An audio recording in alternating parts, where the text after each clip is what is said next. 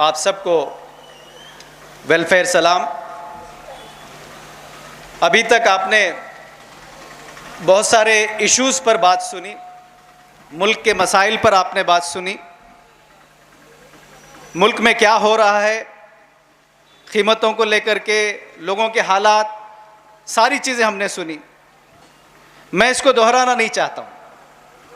मैं चाहता हूँ कि हम इस बात पर गौर करें कि आखिर ये वजह क्या है, क्यों मुल्क के हालात इतने बिगड़ रहे हैं और हम सब खामोश तमाशाई बने हुए हैं। देखिए, जब जब भी दुनिया के अंदर जुल्म बढ़ा है, किसी भी किस्म का क्यों ना हो, चाहे वो पॉलिटिकल हो, रिलीजियस हो, किसी भी किस्म का, तो उस वक्त जो कौम खामोश रही, जो कौम तमाशाई रही, वो कुचल दी जाती है, नीस्त नाबूद कर दी जाती है। और जो कौम रेजिस्ट करती है, आवाज उठाती है, हिम्मत करती है, वो फिर उन हालात को पार कर लेती है। न सिर्फ इतना, बल्कि वो उन हालात को बेहतर बनाती है। आज मुझे और आपको इसी बात की तरफ गौर करने की जरूरत है कि इस मुल्क के अंदर 3000 से ज्यादा पॉलिटिकल पार्टियां हैं। यह भी एक सियासी पार्टी का जलसा है, लेकिन इतनी सारी पॉलिटिकल पार्टियां होने के बावजूद अवाम के मसाइल जूं के तू हैं। अवाम जैसी परेशान है वैसी अभी भी परेशान है। अमीर और गरीब के दरमियान जो फर्क बरसों से हम देखते आ रहे हैं, आज भी मौजूद है। आजादी से पहले जो हालत थी, आज भी कुछ बेहतर नहीं है। अमीर अमीर होता जा रहा है, गरीब गरीब होता जा रहा है। तो ये जो इतनी सारी पॉलिटिकल पार्टियां होने के बावजूद मुल्क के अंदर जो तब्दीली नहीं हो पा रही है, हालात में सुधार नहीं आ रहा है, यकीनन वो जो पॉलिटिकल पार्टियां बरसर इख्तिदार आई, जो इख्तिदार में आई, उनका सुधार जरूर हुआ है, लेकिन अवाम का सुधार नहीं हुआ है। अवाम आज भी परेशान है। सियासी पार्टियां अपने मफाद के लिए अपनी आइडियोलॉजीज को छोड़ करके रातों रात बदल जाती हैं। दिन में वादे करती हैं, रात में बदल जाती हैं। लेकिन अवाम है जो कभी इस पार्टी पर एतमाद करता है, कभी उस पार्टी पर एतमाद करता है, कभी इसके झांसे में आ जाता है, कभी उसके झांसे में आ जाता है, और आखिरकार वो पार्टियां लोगों को धोखा दे करके, अवाम को परेशान करके इख्तिदार में जम जाती हैं और अपना उल्लू सीधा करती हैं, अपनी प्रॉपर्टीज बनाती हैं, अपना मुकाम बनाती हैं। यह बरसों से चला आ रहा है, आज भी यही हो रहा है। लेकिन हम इस बात पर गौर करने के लिए तैयार नहीं है कि आखिर यह तब्दील हो तो कैसे हो, यह माहौल बदले तो बदले कैसे। हम जब सोचते हैं तब्दीली की बात, तो हम पार्टियों को बदलने की बात सोचते हैं। आज कांग्रेस पार्टी इख्तिदार पे है, उसको बदल के बीजेपी को लाएंगे, बीजेपी इख्तिदार पर है, उसको बदल के कोई और डीएमके को लाएंगे, यही डीएमके को लाएंगे। पार्टियों को बदलने की बात हम सोचते हैं। हालत यह है कि एक जमाने में हम कहते थे कि पॉलिटिशियंस करप्ट हैं, जो सियासतदान होते हैं वो रुश्वतखोर हैं, वो लोगों को पैसा देकर, लालच देकर वोट हासिल करते हैं। लेकिन आज वोटर करप्ट हो गया है, हम वोटर करप्ट हो गए हैं। अच्छे खाते पीते घराने के लोग भी जब कोई सियासतदान हमारे घर के पास आता है तो हम उससे मुंह खोल करके पूछते हैं कि फला पार्टी के आदमी ने इतने पैसे दिए हैं, फला पार्टी का कैंडिडेट ने इतने पैसे दिए हैं, आप हमको कितने पैसे देंगे। हम अपना ज़मीर, अपना वोट खुद से बेच करके हम चाहते हैं कि तब्दीली आए। ये कैसे मुमकिन हो सकता है? हमें इस ज़हनियत से निकलना होगा। जब तक हम तब्दील नहीं होंगे, जब तक हम नहीं समझेंगे कि इस सिस्टम को बदलने के लिए, इस निज़ाम को बदलने के लिए हमें तब्दील होना पड़ेगा, हमारी जिम्मेदारी को समझना पड़ेगा, तब तक ये तब्दीली नहीं आएगी, तब तक ये सोच नहीं बदलेगी, तब तक इस मुल्क के हालात नहीं बदलेंगे, हमारे हालात नहीं बदलेंगे। हमने इसी चीज को सामने रखते हुए वेलफेयर पार्टी को इस मुल्क के अंदर लॉन्च किया।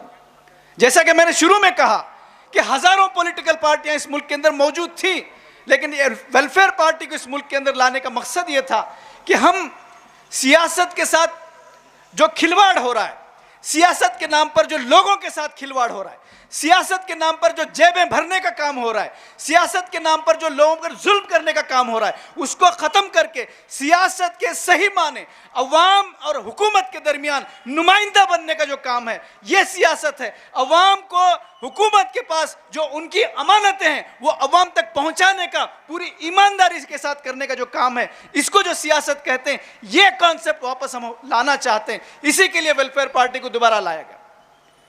किसी शायर ने कहा कि है सियासत से ताल्लुक तो सिर्फ इतना है कि कोई कमजर्फ मेरे शहर का सुल्तान ना हो। मैं और आप सियासत में, हम वेलफेयर पार्टी के लोग इसलिए आना चाहते हैं कि कोई कमजर्फ, कोई नादान, कोई मुजरिम जो है सियासत के गलियारों में ना आ पाए, इख्तिदार में आने ना पाए, उसको ख़त्म करके उसकी जगह पर ईमानदार, उसकी जगह पर लोगों की खिदमत करने वाले सियासतदानों को हम इस मुल्क के अंदर पेश कर सके। मैं एक एग्जाम्पल के तौर पर आपके सामने रखता हूं। यह जो बात आपके सामने रखी जा रही है, यह सिर्फ थियरी नहीं है, प्रैक्टिकली यह मुमकिन हो सकता है। हम कर्नाटक के अंदर हमने ये तजुर्बा किया इसी आइडियोलॉजी की बुनियाद पर कि ना हम शराब तकसीम करेंगे, ना हम रुश्वत देंगे, ना हम किसी को कोई झूठे वादे करेंगे।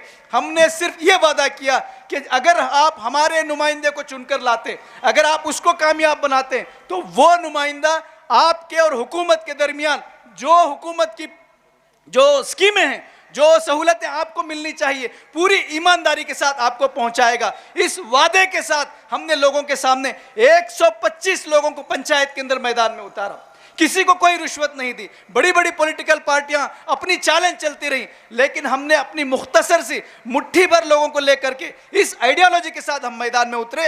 125 में से 50 लोगों को कामयाबी हासिल हुई। 50 लोग आज हमारे पंचायत मेंबर इस बुनियाद पर काम कर रहे हैं। और सिर्फ जीतना बड़ी बात नहीं है, कैसे भी जीत सकते हैं। जीत कर आने के बाद जो वादा किया गया था कि हुकूमत के और लोगों के दरमियान पूरी ईमानदारी के साथ लोगों को उनकी सहूलतें पहुंचाने का काम किया जाएगा, आज भी कोई भी जाकर के देख सकता है। जो लोग हमारे पंचायत मेंबर जीत कर आए हैं वो इसी बुनियाद पर, इसी आइडियोलॉजी पर काम कर रहे हैं। वो अपनी पंचायत में लोगों के लिए एक नमूना है। हमारे पास एक खातून काउंसिलर बन करके आई, बीजेपी और कांग्रेस के मुकाबले में बगैर पैसा खर्च करके, लोगों की खिदमत करके, उसकी बुनियाद पर वो काउंसिलर बन करके आए।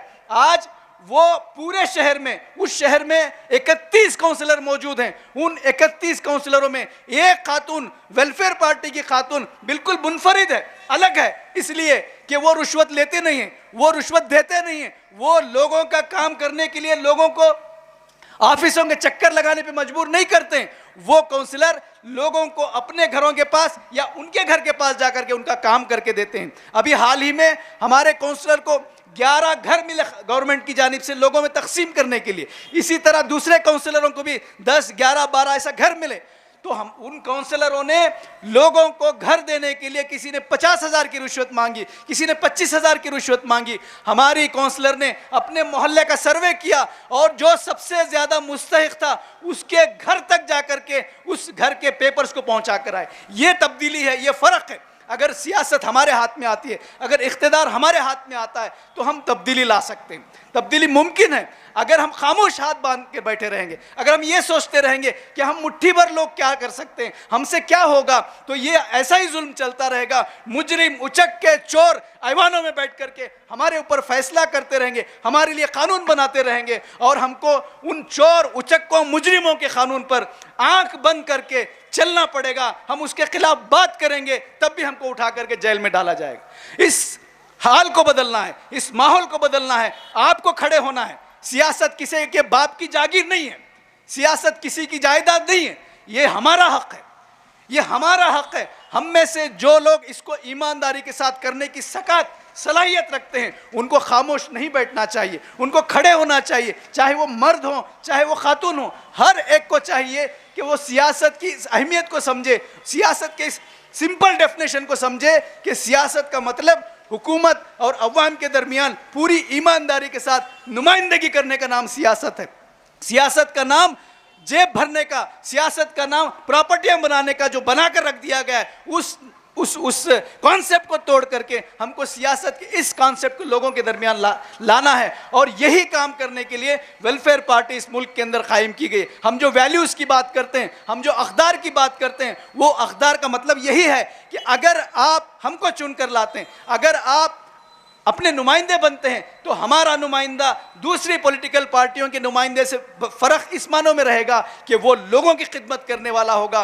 वो अपने लिए काम नहीं करेगा, वो अपनी जेब भरने के लिए काम नहीं करेगा, बल्कि वो लोगों के लिए काम करेगा। एक आखिरी बात रख करके मैं अपनी बात ख़त्म करता हूँ, क्योंकि वक्त ख़त्म हो रहा है। वो ये है कि आज हमको मुल्क के अंदर जो हालात हो रहे हैं, उसका रोना नहीं है, उसके लिए मातम बनाना नहीं है, उसको तब्दील करने के लिए खड़े होना है। उसके लिए अपने आप को मैं क्या कंट्रीब्यूशन दे सकता हूं, इस मुल्क के अंदर जो जुल्म हो रहा है उसको ख़त्म करने के लिए मैं क्या कर सकता हूं, इस मुल्क के अंदर दिन दहाड़े ख़वातीन पर मजालिम हो रहे हैं और हमारे हुक्मरान आंख बंद करके बैठे हुए हैं, तो ऐसे में मैं क्या कर सकता हूं। जब तक आप ये नहीं सोचेंगे, जब तक आप इस पर काम नहीं करेंगे, जब तक आप खड़े नहीं होंगे, हमारी हालत तब्दील होने वाली नहीं है। अगर हम ये सोचते रहे कि सियासत तो किसी और का काम है, हमारा काम तो सिर्फ वोट देने का है, तो यकीन मानिए हमारी यही हालत रहेगी, हालत के अंदर कोई तब्दीली नहीं आएगी। हालात बदलना है, आपको खड़े होना होगा, आपको इख्तिदार में आना होगा, आपको जो है इख्तिदार को अपने हाथ में लेना होगा, एडमिनिस्ट्रेशन को आपको अपने हाथ में लेना होगा। और जब आप अपने हाथ में लेंगे तो मजलूमों के ऊपर जुल्म होना बंद होगा, सबके साथ इंसाफ होगा, हर एक को हक मिलेगा।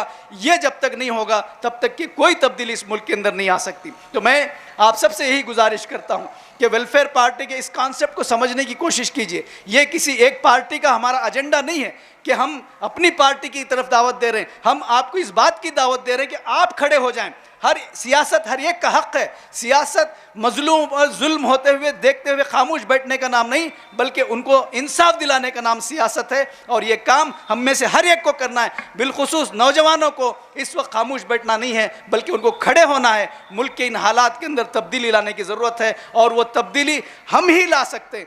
हम अगर तैयार हो जाएं तो ये मुल्क तब्दील होकर रहेगा। शुक्रिया।